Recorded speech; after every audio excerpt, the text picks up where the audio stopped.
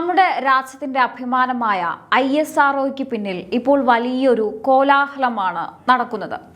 നമ്മൾ വിക്ഷേപിച്ച റോക്കറ്റുകൾ അടുത്തടുത്ത് പരാജയപ്പെട്ടപ്പോൾ അതൊരു വെറും സാങ്കേതിക തകരാർ മാത്രമല്ലെന്നും ഇതിനു പിന്നിൽ വലിയൊരു അട്ടിമറി സാധ്യതയുണ്ടെന്നും ഒക്കെയുള്ള ചർച്ചകളാണ് ഇപ്പോൾ പുറത്തു വരുന്നത്. പല മാധ്യമങ്ങളും ഇത് റിപ്പോർട്ട് ചെയ്യുന്നുണ്ട്. സാധാരണയായി ഇത്തരം കാര്യങ്ങളൊക്കെ ശാസ്ത്രജ്ഞരും സാങ്കേതിക വിദഗ്ധരുമാണ് അന്വേഷിക്കാറുള്ളത്. എന്നാൽ ഇതിന്റെ ഗൗരവം മനസ്സിലാക്കി സാക്ഷാൽ നമ്മുടെ രാജ്യത്തിന്റെ സുരക്ഷാ തലവൻ അജിത് ഡോവൽ നേരിട്ട് തിരുവനന്തപുരത്തുള്ള VSSC വന്ന് കാര്യങ്ങൾ പരിശോധിച്ചു എന്നത് വളരെ വലിയൊരു സന്ദേശമാണ് നൽകുന്നത്. യാതൊരുവിധ ആഡംബരങ്ങളുമില്ലാതെ സാധാരണക്കാരനെ പോലെ ഇൻഡിഗോ വിമാനത്തിൽ വന്നിറങ്ങി രഹസ്യ മീറ്റിംഗുകൾ നടത്തിയാണ് അദ്ദേഹം മടങ്ങിയത്. അജിത് ഡോവൽ കളത്തിൽ ഇറങ്ങിയാൽ പിന്നെ അവിടെ കളി നടക്കില്ല എന്ന് എതിരാളികൾക്ക് നന്നായി അറിയാം. നമ്മുടെ രാജ്യത്തിന്റെ സുരക്ഷയെയും ബഹിരാകാശ രംഗത്തെ മുന്നേറ്റങ്ങളെയും ബാധിക്കുന്ന നീക്കങ്ങളെ കേന്ദ്ര സർക്കാർ എത്രമാത്രം ഗൗരവത്തോടെയാണ് കാണുന്നത് എന്നതാണ് ഇത് കാണിക്കുന്നത്.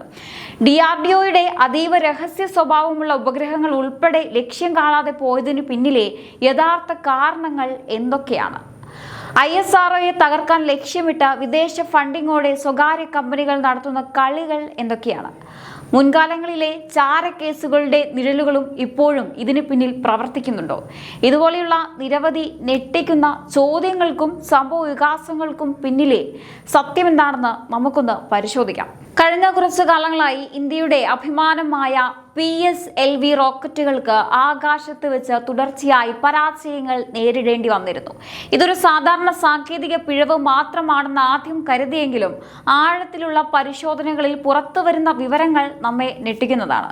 സുപ്രധാനമായ വിക്ഷേപണങ്ങൾ പരാജയപ്പെടുമ്പോൾ അതിനെക്കുറിച്ചുള്ള ഫാക്ട് ഫൈൻഡിംഗ് കമ്മിറ്റിയുടെ യഥാർത്ഥ അന്വേഷണ റിപ്പോർട്ടുകൾ ഉന്നത തലത്തിലേക്ക് എത്തും മുൻപ് ചിലർ തിരുത്തി എഴുതിയെന്ന ഗുരുതരമായ സംശയങ്ങൾ ഇപ്പോൾ ഉയർന്നു വരികയാണ്. ഇത്തരത്തിലുള്ള തിരുത്തലുകൾക്ക് ശേഷം വിക്ഷേപിച്ച റോക്കറ്റുകൾക്ക് വീണ്ടും സമാനമായ തകർച്ചകൾ നേരിടേണ്ടി വന്നത് ഈ വിഷയത്തിന്റെ ഗൗരവം എത്രയധികമാണെന്ന് നമ്മെ ഓർമ്മിപ്പിക്കുകയാണ്. DRDOയുടെ അതീവ രഹസ്യ സ്വഭാവമുള്ള ചാര ഉപഗ്രഹങ്ങൾ ഉൾപ്പെടെയുള്ളവയാണ് ഇതിലൂടെ നഷ്ടപ്പെട്ടത്. ഒരു റോക്കറ്റ് പരാജയപ്പെട്ടാൽ സാധാരണയായി ശാസ്ത്രജ്ഞരും സാങ്കേതിക വിദഗ്ധരുമാണ് അത് അന്വേഷിക്കുന്നത്. എന്നാൽ ഈ വിഷയത്തിന്റെ ഗൗരവം കണക്കിലെടുത്ത് രാജ്യത്തിന്റെ സുരക്ഷാ നേതാവ് സാക്ഷാൽ അജിത് ഡോവൽ നേരിട്ട് തിരുവനന്തപുരത്ത് എത്തിയത് വലിയൊരു വഴിത്തിരിവായി മാറിയിരിക്കുകയാണ്. യാതൊരുവിധ ആഡംബരങ്ങളുമില്ലാതെ ഇൻഡിഗോ ഫ്ലൈറ്റിലാണ് അദ്ദേഹം തിരുവനന്തപുരത്ത് വന്നിറങ്ങിയത്. വെറും 4 മഫ്തി പോലീസുകാരുടെ അകമ്പടിയിൽ മാത്രം എത്തി VSSCയിൽ തുടർച്ചയായി രഹസ്യ മീറ്റിംഗുകൾ നടത്തിയാണ് അദ്ദേഹം കാര്യങ്ങൾ വിലയിരുത്തിയത്. ഈ വിഷയത്തെ കേന്ദ്ര സർക്കാർ ഇനി വെറുമൊരു റോക്കറ്റ് ഫെയിലിയർ ആയിട്ടല്ല, മറിച്ച് രാജ്യത്തിന്റെ സുരക്ഷയെ ബാധിക്കുന്ന ഒരു നിർണായക പ്രശ്നമായിട്ടാണ് കാണുന്നത്.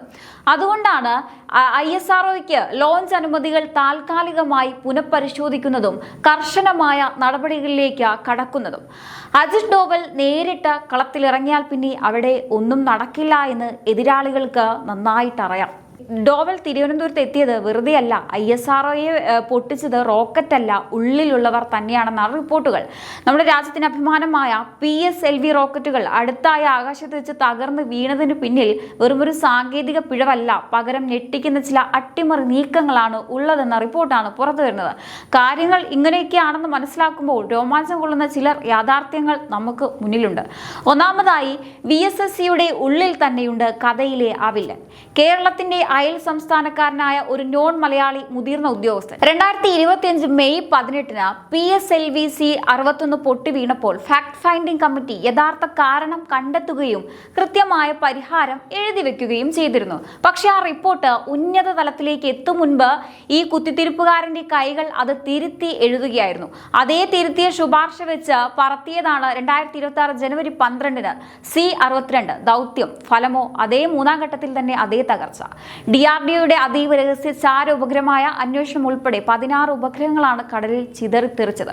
ഇത് വെറുമൊരു പിഴവല്ല, രാജ്യത്തിന് നേരെ തൊടുത്ത വെടിയാണ്, ഒരു കൊലപാതകമാണ്. ഇനി രണ്ടാമത്തെ കാര്യം, ഒരു റോക്കറ്റ് പൊട്ടിയതിന് രാജ്യത്തിന്റെ NSA അജിത് ഡോവൽ നേരിട്ട് തിരുവനന്തപുരത്ത് വരുമോ? ഒന്ന് ചിന്തിച്ചു നോക്കൂ. 140 കോടി ജനങ്ങളുള്ള ലോകത്തിലെ 4ാമത്തെ വലിയ സമ്പദ് വ്യവസ്ഥയുള്ള ലോകത്തിലെ 1ാമത്തെ ജനാധിപത്യ രാജ്യത്തിന്റെ ദേശീയ സുരക്ഷാ ഉപദേഷ്ടാവാണ് അദ്ദേഹം.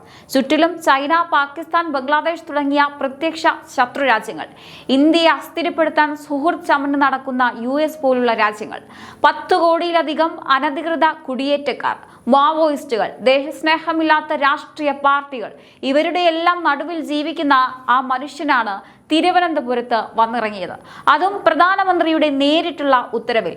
ചാർട്ടേഡ് ഫ്ലൈറ്റിലല്ല, ഒരു ആഡംബരവുമില്ലാതെ സാധാരണക്കാരനെ പോലെ ഇൻഡിഗോ ഫ്ലൈറ്റിൽ, വെറും 4 മഫ്തി പോലീസുകാരുടെ അകമ്പടിയിൽ മാത്രം. 2 ദിവസം കൊണ്ട് VSSCയിൽ നടത്തിയത് 6 രഹസ്യ മീറ്റിംഗുകൾ. മാധ്യമങ്ങളുടെ മുന്നിൽ ഒരു ഫോട്ടോ പോലും പുറത്തുവിടാതെ ആ മനുഷ്യൻ നടത്തിയ ആ നീക്കം നൽകുന്ന സന്ദേശം വ്യക്തമാണ്. ഇത് വെറുമൊരു റോക്കറ്റ് പരാജയമല്ല, കേന്ദ്ര സർക്കാർ കാണുന്ന ഏറ്റവും വലിയ ദേശീയ സുരക്ഷാ വീഴ്ചയാണ്. കളി മാറ്റിപ്പിടിക്കാൻ നോക്കിയവർക്കുള്ള മറുപടി വരികയാണ്. അജിത് ഡോവൽ ഫയൽ ക്ലോസ് ചെയ്തിട്ടില്ല. ഇനി സാങ്കേതിക പിഴവുകൾക്ക് പുറമെ ഇതിന് പിന്നിൽ വലിയ സാമ്പത്തിക താല്പര്യങ്ങളും ഗൂഢാലോചനകളും ഉണ്ടെന്ന സംശയങ്ങളും ഇപ്പോൾ ശക്തമാണ്. കഴിഞ്ഞ കുറച്ച് മാസങ്ങൾക്കിടയിൽ ഇന്ത്യയിലെ സ്വകാര്യ ബഹിരാകാശ കമ്പനികളിലേക്ക് കോടിക്കണക്കിന് രൂപയുടെ വിദേശ പണമാണ് ഒഴുകിയെത്തിയതെന്നാണ് റിപ്പോർട്ടുകൾ. ISROയിൽ നിന്ന് ഈ കാലയളവിലുണ്ടായ കൂട്ടരാജി വലിയ ചർച്ചയായിരുന്നല്ലോ.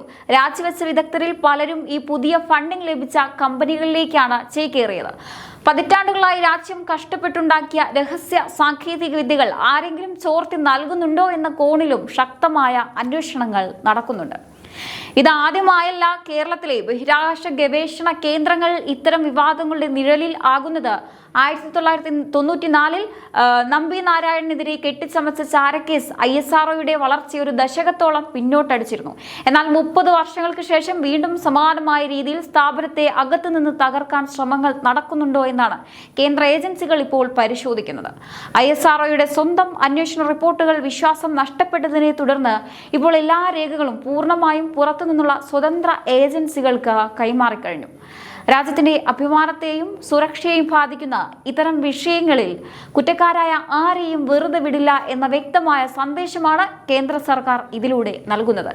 ഇതൊരു വെറും തുടക്കമോ ഒറ്റപ്പെട്ട സംഭവമല്ല.